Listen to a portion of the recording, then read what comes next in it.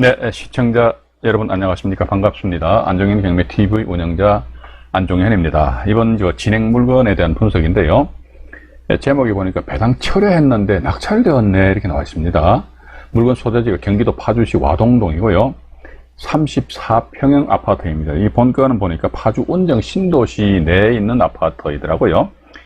경매 사건 번호는 고양지원 2020 타경에 73,166호 물건 번호 2번입니다. 입찰 참여하실 분들은 사건 번호 외 물건 번호 안에다가 2번을 표시를 하셔야 된다는 것입니다. 본 사건에 대해 가지고요. 경매 정보지를 펼쳐서 조곤조곤 말씀을 드리도록 하겠습니다. 자, 여기 보시니까 어정부 지방법원 고양지원이죠. 법원 관내가요. 그리고 2020 타경에 73,166호 강제경매 사건의 물건 번호 2번입니다. 물건 번호 안에다가 2번을 표시하셔야 돼요. 물건 소재지가 조금 전에 말씀드렸습니다만 경기도 파주시 와동동에 소재하고요. 본건이 전용 면적이 25.7평입니다. 통상 34평형으로 불려집니다. 34평형으로 불려지고요. 여기서 이 길 현황란을 제가 잠깐 보여드리도록 하겠습니다. 보시니까 1차 매각기일이 올해 2021년 6월 15일이었습니다. 이 날짜 최저 매각 금액이 4억 1천만 원이었거든요. 그런데 우리는 항상 우리 경매인들은요, 경매 정보지를 보시면서 가지고 감정 가격은 우리가 신뢰를 해서는 안 되지 않습니까? 신뢰하지 마시고 뭘 보셔야 된다 하더라니까 가격 시점 이걸 보셔야 돼요. 왜? 그러니까 감정인이 이거 보니까 한국 시티 감정이네요. 이 회사에서 이 물건에 대해서 감정 평가를 할 당시 언제를 기준으로 했냐? 그러니까 2020년 작년입니다. 2020년 12월 달을 기준으로 해서 이 물건에 대해서 평가해 보니까 4억 1천만 원이더라. 그런데 보니까 2021년 11월 달 같으면 건 1년 정도 차이가 나잖아요. 그죠? 이라서 1년 정도가 지난 상태에서는 가격이 상당히 많이 상승하였을 것이다. 법원 경매 싼 맛에 들어간다. 그건 큰 착각이고 큰 오해입니다. 제대로 정말로 돈이 되는 법원 경매 물건은요, 시세, 아니면 또 시세 이상으로 주고 사셔야 됩니다. 그죠? 일단 그래서 이 물건의 말이죠. 2021년입니다. 2021년 8월 달에 실제 매매된 사례가 2건 있어요. 34평형인데 이게 얼마야? 6억 4,500만 원에 매매된 사례가 있습니다. 2021년 8월 달에. 그리고 또 이제 2021년 7월 달에 보니까 6억 원에 거래된 사례가 있어요. 6억 원에 거래된 사례는 10층, 6억 4,500에 거래된 사례는 보니까 하나는 7층이고요. 하나는 또 17층으로 되십니다. 자, 어쨌든 보시니까, 1년 만에 4억 1천만 원에서 실제 2020년 작년 12월 달은 이 정도 선에서 가격이 형성되었다는 것이죠. 그런데 1년이 지난 상태에서 2억 원이나 가격이 상승했단 말이죠. 또 이 동네 보니까, 부동산 그 가격의 변동 추세가 보니까 우상향으로 해가지고 그래프가 형성이 되어 있더라고요. 앞으로도 이제 특별한 징후가 있지 않는 이상은 가격은 계속적으로 상승되지 않겠느냐 하는 그런 조심스러운 생각을 해봅니다. 그런데 이 물건에 있어가지고요, 이 날짜에 1차 기일 날 해가지고 5억 뒤에 7천원 더 붙이셨네요. 이것도 어떻게 읽어야 됩니까? 어쨌든 5억 7천원 썼어요. 그런데, 아이고, 대금 납부를 안 하셨네. 그럼 이분은 얼마? 입찰 보증금 얼마예요? 4억 1천만 원에 10%인 얼마죠? 4,100만 원입니다. 어지간하신 분들 1년 연봉입니다. 연봉, 그죠? 4,100만 원 확 그냥 입찰 보증 몰수당했단 말이지요. 그럼 이분 입장에서 봐가지고 4,100만 원을 포기하게 만든 뭐가 있느냐? 있다 이거죠. 뭐냐면 여기에 보니까 대항력 있는 차인이 있었는데요. 이분의 전세 보증금이 2억 8천만 원입니다. 근데 이분이 배당 권리 신고 및 배당 요구 신청을 하셨어요. 그런데 무슨 마음의 변동이 있었는지 몰라도 법원의 공고한 배당 요구 종결 직전에 나 배당 안 받을 거예요. 배당 철회 신청을 해버렸습니다. 그런데 아마 이분은 보니까 이 대항력 있는 임차인이 배당 철회 신청한 사실을 인지를 못하시고 이거 왜 모르는지 모르겠습니다. 이게 우리가 법원 문건 접수 내역을 보게 되면 팍 이게 알 수가 있거든요. 아마 근데 이 배당 철회한 사실을 인지를 못하시고 그냥 슉 낙찰 받으신 것 같아요. 자, 그러면 이제 5억에 낙찰 받았단 말이죠. 그러면 만약에 이분이 제대로 대금을 납부한다 그러면요, 5억에 납부하고 여기다가 2억 8천만 원 인수해야 되니까 얼마입니까? 전체 이 물건에 대한 취득 원가는 얼마입니까? 7억 8천만 원이 되죠, 그죠? 근데 제가 조금 전에 시세를 말씀 안 드렸습니까? 최근에 2021년 8월 달에 보니까 6억 4,500만 원에 거래됐다. 근데 6억 4,500만 원에 거래된다? 그럼 봐가지고 이거 7억 8천만 원 주고 누구 산다? 못 사죠. 그랬더니 아이고야 참 알토란 같은 4,100만 원 입찰 보증금 그냥 에이 포기해버리자. 이런 식으로 이제 결과가 나타난다는 것입니다. 자, 그런데 이번에 근본에 보니까 이제 2억 8,700만 원에서 이제 경매가 또 재매각으로 해서 경매 나와 있단 말이죠. 나와 있는 상태에서 과연 이 날짜 입찰 들어가야 될 것인가? 제가 보는 관점에서 입찰 들어가셔야 된다고 보고 있습니다. 예. 왜 그러냐니까 본건 같은 경우 보면 13층에 해당이 됩니다. 13층에 해당이 되는데, 그러니까 비교적 이제 중층 이상이지 않습니까? 이런 상태에서 6억 4,500만 원의 매매 금액이고 8월 달이니까 지금 11월 달입니다. 그죠? 그리고 앞으로 이제 우상향이 되니까 가격이 이제 아마 7억대까지 끊을 수도 있지 않겠느냐 하는 그런 생각을 가진다는 것이지요. 그런 걸 감안하게 된다면 예를 들자면은 내가 만약에 3억에 입찰 들어가서 낙찰을 받는단 말이죠. 그럼 여기다가 대항력 있는 임차인 보증금 얼마입니까? 2억 8천만 원이죠. 그럼 5억 8천만 원이잖아요. 전체 투입 원가가. 그 엄청 싸죠. 봐가지고 현재 2021년 8월 달에 매매 가격 대비해가지고 즉 뭐다 이게 매매 가격이 6억 4,500만 원이다. 그럼 앞으로 이제 가격이 좀 더 상승될 걸 예상을 해가지고요. 임차인의 보증금 2억 8천만 원이죠. 그죠? 2억 8천만 원을 뺀 금액 하니까 잠깐만 계산기를 한번 눌러보겠습니다. 6억 4,500만 원에서 2억 8천만 원을 빼버리면요. 이 3억 6,500만 원은 최소한도 3억 한 5천에서 3억 6천여만 원 선에서 입찰을 하시는 것이 좋지 않겠느냐. 그래야지만 내 낙찰받을 확률이 있다는 것이죠. 그냥 맨날 저 뭡니까 그냥 어떤 보수적으로 말이죠. 어떻게 하면 좀 싸게 낙찰받을까. 이런 마인드로 가지고 물건 바라보시면 한 건도 낙찰 못 받습니다. 그죠? 그렇게 보시면서 밑으로 잠깐 내려와 가지고요.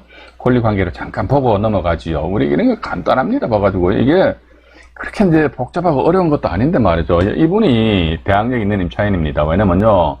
2019년 1월 18일 감유 여교시 말소 소멸 기준권이란 말이죠. 근데 이분은 보니까 2017년도 12월 26일 날 전해주고 가셨잖아요. 그 대항력이 있지요. 보증금이 얼마입니까? 2억 8천만 원이지요. 근데 아이고 보니까 배당 철회했다는 것은 그 전에 이분이 배당 요구를 하셨다는 거란 말이죠. 근데 2021년 2월 15일자로 배당 요구 철회서를 제출했다. 배당 요구 종기일이 언제입니까? 2021년 2월 16일이죠. 어쨌든 이해관계인들은 말이죠. 법원의 공간 배당 요구 종기일까지 권리신고 및 배당 요구 신청을 할 수도 있고 또 나아가서 권리신고 및 배당 요구 신청을 했다가 배당 요구 종기일까지 나 안 받을 거예요. 이게 배당 철회입니다. 할 수 있습니다. 그럼 결과론적으로 이분이 배당 철회를 하였다? 그럼 이 2억 8천만 원은 누가? 낙찰자한테 나는 받아갈 거예요. 라는 그런 의사표시라는 거예요. 그죠? 예. 그런 상황에서 이제 보면은 이분이 자, 보십시오. 배당 요구 철회 날짜가 2021년 2월 15일입니다. 이 날짜를 좀 기억해 보시죠. 기억하시고 위로 잠깐 올라가 보겠습니다. 2021년 2월 15일이에요. 2021년 2월 15일인데 이분이 입찰 들어간 날짜는 언제입니까? 6월 15일이죠.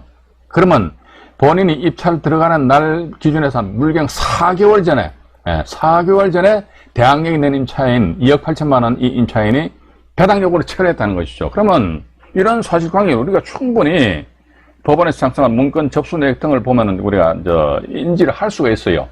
문건 접수 내역을 잠깐 보지요. 여기 보시게 되면 문건 접수 송달 내역이 나오는데 법원 경매 맨날 제가 말씀드리잖아요. 영상물을 에서 항상 말씀드리는데 법원 경매 어려운 게 아닙니다. 찬찬히 보시면 되거든요. 2021년 2월 15일 날 배당 요구 신청을 철회를 하셨다고 그랬는데 보니까 2021년 나와 있죠. 2월 15일 날 이게 보면 나와 있다니까요. 매각일 전에 이거 문건 접수 송달 내고 다 우리가 눈으로 확인할 수 있다니까요. 배당 요구 철회서 제출했죠. 그럼 이분은 언제 배당 요구했냐? 2021년입니다. 2월 1일자라 배당 요구권자 송모 시 권리 신고 및 배당 요구 신청서를 제출했다가 싫어 하면서 보름 있다가 배당 요구 철회서를 제출했대. 왜 이 사람이 배당 요구 철회서를 제출했을까요? 우린 거기까지 진도 나갈 필요 없습니다.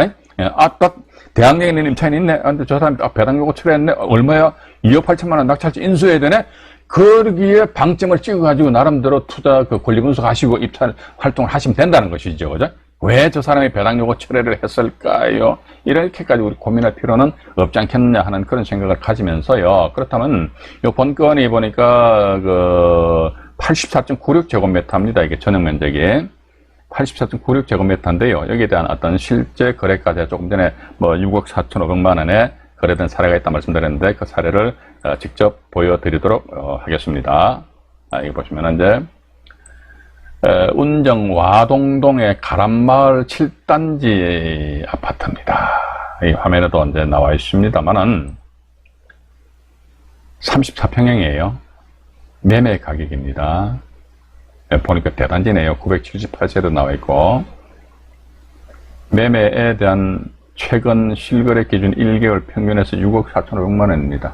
그러니까 이 지역의 부동산 가격이 우상향으로 푹 올라갔다가 약간 주춤했다가 다시 올라갔단 말이죠. 그죠? 예. 근데 여기 또 밑으로 내려와서 이제 이 지역의 어떤 부동산 가격의 변동 추이를 잠깐 보시죠. 그러니까 2020년 여기까지 잘라서 말이죠. 보니까 2021년 2월 달입니다. 5억 5천에서 5억 6천 8백, 5억 7천, 5억 4천, 여기 또 하나 또 5억짜리 됐네요. 그죠? 그러다 5억 3천, 5억 4천 8백 하다 6억에서 다음 6억 4천5백, 6억 4천5백이 됐습니다. 그래서 제가 조금 전에 말씀 안 드렸습니다. 이게 언젠가 또 7억, 언젠가는 이게 뭐 몇 년 있다가 7억이 아니고 조만간 또 7억을 테이프를 끊지 않겠느냐 하는 그런 조심스러운 생각을 해 본다는 것입니다. 그럼 본건에 본건이 709동이거든요. 본건 전경을 잠깐 보시죠. 709동 1302호입니다. 아파트 단지가 이제 10년 차인데 깔끔하죠.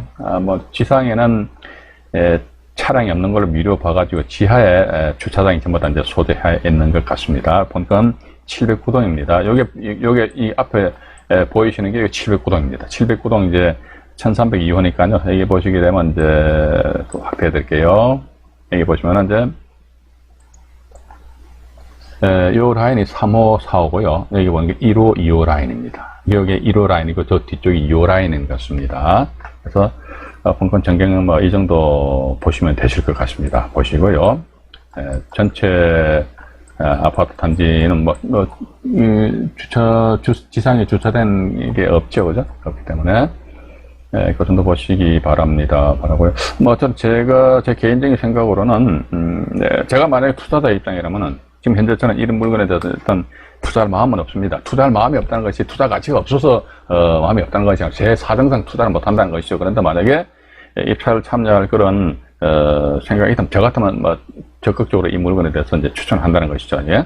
매각기일이 언제입니까? 2021년 11월 9일이죠. 11월 9일이니까 아직 며칠 시간적인 여유가 좀 남아 있습니다. 그래서 혹시 현장에 가셔가지고 나름대로 어떤 가격에 대한 조사라든지 이런 걸 철저하게 해보시고, 또 이런 물건 같은 경우는요, 2억 8천만 원 어차피 낙찰자 인수를 해야 되니까 인수하는 금액만큼 낮춰가지고 입찰 가격을 결정한다 이거죠. 그러면 상대적으로 어떻게 됩니까? 실용록세 세금 부분에서가 약간 절세하는 그런 효과가 있다는 거죠. 또 두 번째 봐가지고, 어떤 면에서 보면 갭 투자와 같은 그런 성격이지 않겠느냐. 왜냐면, 이 물건 낙찰 받아가지고요, 내가 들어가서 살 집이라면은, 그분한테 2억 8천만 원 내 돈 괜찮을 주면 되는데, 그렇지 않고, 내가 투자용으로 가지고 있다 하더라 그러면, 부동산 중개업소에다가 매물로 내놓습니다. 전세 매물로 내놔가지고요, 그러니까 이런 경우 이제 매매 가격과 전세 가격을 정확하게 이제 조사 분석을 해 보셔야겠죠. 그죠? 이런 상태에서, 전세 나와서 다른 사람 주머니에 있는 돈을 이분한테 주고 그냥 하면 되지 않겠느냐. 그럼 굳이 이런 경우는 이제 요즘 같은 대출도 그렇게 원만하지 않단 말이죠. 그죠? 그런 측면에 있어서, 투자용으로선, 좀 괜찮지 않겠느냐 하는 그런 개인적인 생각을 가져봅니다.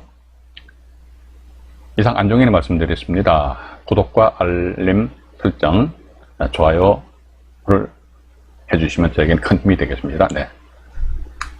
고맙습니다.